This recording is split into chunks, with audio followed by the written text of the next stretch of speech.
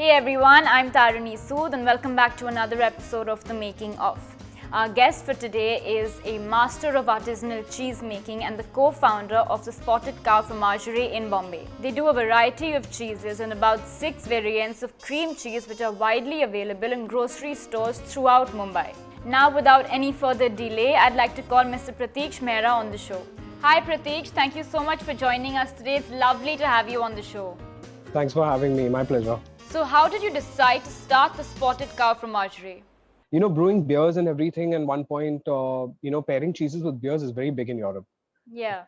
even bigger than wine and cheese pairings. And I used to just go and pick up some cheeses from the supermarket and pair them with the beers that we were brewing, and realize the cheese coming in wasn't, the best quality, firstly. And by the time it came through the whole cold chain system as well, it, had lost a lot of its character. So I said, hey, I'm already brewing, let's make some cheese as well, because anyways, we're all foodies and cheese is something that we consume pretty often. And that whole thing of like beer and cheese, and started making some cheese and taking it for these pairings that I was doing with friends. And these guys flipped out on it and they were like, no, you have to, start selling this, and you have to do this and you have to do that. And I was just like, yeah, you know what? It sounds fun, when you just take it for a small gathering, and making it into business is something else Yeah. altogether. At that point in time, I was shooting for BBC Good Food as well, the magazine. And these guys were doing a very, very big food show on the lines of the Good Food Show in UK. And they kind of convinced me and they said, we are booking a stall for you. You have to keep your cheeses over there. And I roped in my brother and I was like, you know what? I've got roped into this thing. Can you just help me out for a bit? I just need to take a few cheeses and just get this done with. And that was actually an eye opener, because the response that we got in that festival was phenomenal. Chefs came forward, and a lot of guests who were coming to our stall, and they were just like, we've lived in Europe for so long. The cheese is amazing, and it's as good as what we get over there, and things like that. And suddenly, me and my brother were like, hey, what has exactly happened here? So that's what happened, and then it took off from one place, and then people started to get to know about us, and basically we reached a point where it was either we shut it down because it was too expensive as a hobby, or then we kind of converted into a business. So that is when we took a step back, and I told my brother, I said, hey, you know what? I'm really interested in doing this, and I think it's a great opportunity for us. And he was like, you know what? I don't mind. Let's put our heads together and kind of figure this out. So 2014 mid is kind of when we said, okay, let's get into it a little bit more professionally, and we started doing more R&D on it, and that's the whole journey of Spotted Cow, basically. So it was a very passionate thing that overnight just became a business without us actually making it into a business. So what are your most popular cheeses and can you tell us a little bit about the process by which you make them? We try to make the cheeses that are as close as what you would get. So following traditional recipes, trying to do it as close as what they would do over there. So a lot of R&D has gone in trying to emulating and trying to do that. We started off with traditional classic French cheeses like Brie and Camembert, which are pretty difficult to make, to be honest. They go Okay. through a making phase, and then they go through a ripening phase of almost 21 days till they are able to be sold when it reaches the correct maturity. So those cheeses of ours pretty famous. Apart from that, we recently launched two classic Italian cheeses, which is the mozzarella di bufala and burrata di bufala, which is made with buffalo milk, which again very rarely is done here in India, even though these were the same buffaloes that were taken to Italy, and now we consume those kind of cheeses over there. Right. So these are the cheese. So generally, the cheeses that we try to make it as authentic as possible. So if we are not happy with that kind of quality, we just don't push it out. So we've been seeing a varied uptake in the market, because it's interesting. Because Brie and Camembert, to be honest, were the two cheeses we launched even at the Great Food Show, but we didn't know that Indians would be so welcoming towards stronger tastes. To be honest, because we are such a community that we love our butters, we love our cream, anything on the bitter side or a stronger side on the palate is something that we completely like, go against. We're not able to consume it. So Yeah. I think it's an evolving palate, and it's pretty interesting what's happened. So these all cheeses of ours generally are doing really well, and it's a good uptake in the market. What is the USP of your brand? What would you say makes Spotted Cow different from every other cheese brand in the market? Uh, Unique. I mean, I would say just what I said. I mean, we just try to do it as traditional. It's not mass made. We don't use any sort of. It's firstly vegetarian, so Okay. the entire vegetarian population that's looking for a good protein source, it's great for them. So it's not processed in that manner. There are no emulsifiers and things like that, which kind of make it in a little unhealthy manner. So it's all natural what you're consuming. So it's the milk that comes in, gets processed very naturally in what you consume. So I think this is Right. where we kind of are kind of breaking that market thing of like longer shelf life cheeses and, things that are just bland and tasteless to something which is more complex. You can cook with them and very versatile generally. Yeah. So I think that is where we kind of strive to get our cheeses at. You said that your cheese business was almost accidental. What I'd like to ask you is, what is the biggest obstacle that you faced in setting up your business? Obstacle, to be honest, I mean, in any production, every day is an obstacle. Either something is conking off, or then, you're having issues with the quality of milk coming in, and there are hazard things that happen, to be honest, in any production. So, so that is something that you have to take in your stride and move on a daily basis. I think one of the biggest thing for any cheesemaker in India is obviously the quality of milk, Right. because, like I said, all artisanal cheesemakers, we don't process our product. So we don't kind of convert it from milk to cheese by adding other additives to it. So it's only the flavor of the milk that converts into the cheese. So if the quality of the milk, that is the starting point, is not great, the cheese doesn't taste great. So I think Right. for anyone in India, quality of milk, sourcing that kind of quality, I think is the biggest hurdle. So, how do you manage to keep your audiences engaged through social media? Can you tell us a little bit about what it takes to make things or to keep things interesting? I mean, obviously, Instagram is one of the main sources of engaging with the audience, because, Yeah. to be honest, we were mainly and still are mainly a B2B company. We focus a lot more on the B2B side. And of course, because of the lockdown and a lot of these things happening, a lot of people have, changed the way they're looking at businesses. And a lot of people have gone D2C, which is directly to the consumer, because I think that is the way to go. Where they are sourcing directly from you. It's not going through a middle party. It's not Yeah. traveling and, doing all that.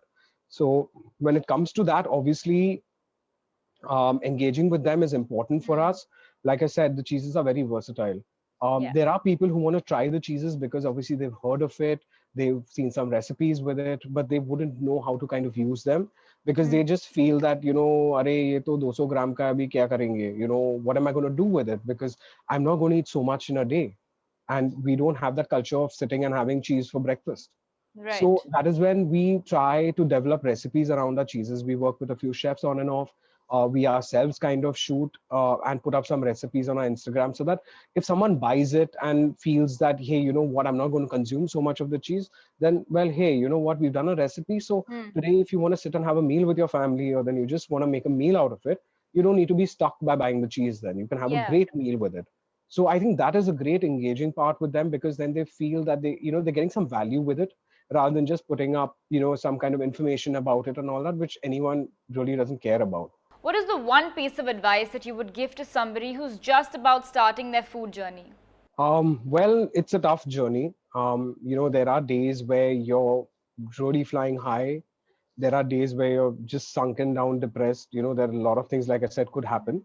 But you just need to keep your head above water. It's always going to be fine at the end of the day. So I think initially, doing that, because people are always judgmental, people are always skeptical, trying out someone who's new in the market, or just come through a word of mouth reference. But when your quality is fine, people try, they're like, hey, you know what, it's nice. I would reorder and I would go ahead, and then they tell two more other people. And I think word of mouth and things like that really goes a very, very long way. I think the traditional Yeah. word of mouth way is super good. It's slower, but it's organic, and your loyal customers will always be there.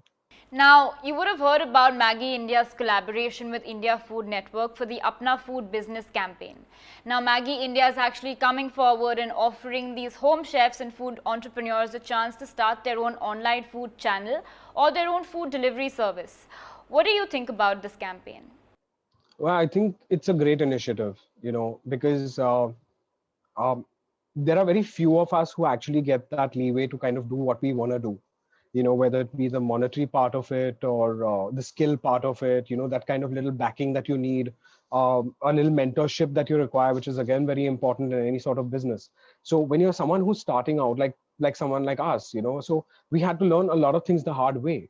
You have to deal with licenses, and you have to deal with, hazard things that are there, and you have no idea about it, because there's Yeah. no clear cut mention that you're starting this business, this is what you require. So as you move along is when you suddenly start realizing, okay, I need this and I need that. And so you're dealing with, apart from you're dealing with your business, which is your core strength, you're dealing with a lot of other things as well. So when you look at something like this, where at least, few things are kind of, you're getting guided to a certain large extent, as well as getting a little bit of a monetary help.